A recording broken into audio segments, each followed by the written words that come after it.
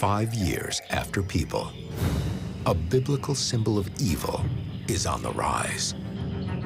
In the book of Genesis, the evil presence in the Garden of Eden, a serpent, turns man against the will of God. The symbol of evil was the serpent. And this symbolism transcends all the way down into modern culture.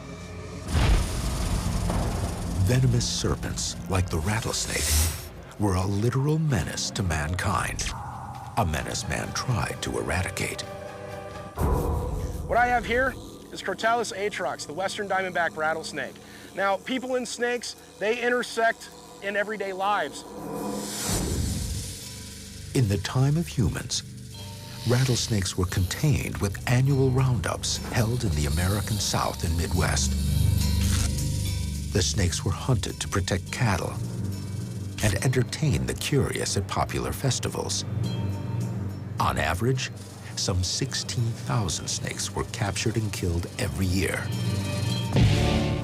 But now, it's the snakes who are staging a roundup of a different sort.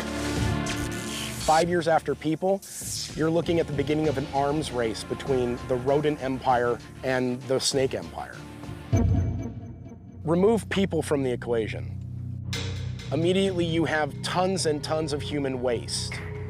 All these rodents would move in. The snakes would follow the food.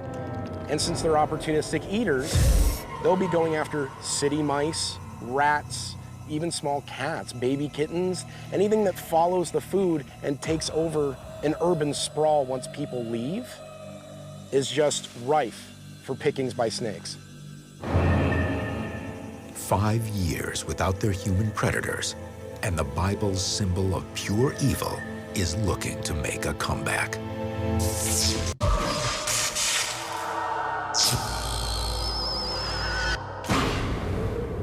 Beneath the rubble of civilization, the ancient symbol of evil incarnate is king. With no human predators, rattlesnakes are growing to enormous sizes. The larger an animal gets, the more it can breed, and genetically, the larger the offspring will be. It could be getting to the point, well, right now, the western diamondback, the largest recorded individual was approaching 7 feet long. If we were to leave that alone for 10, 15, 100 years, imagine the size of that snake as it could just grow unchecked, to the point where it could possibly become an apex predator like some South American species. I wouldn't be surprised to see a 8 or 9 foot rattlesnake in as little as 50 years.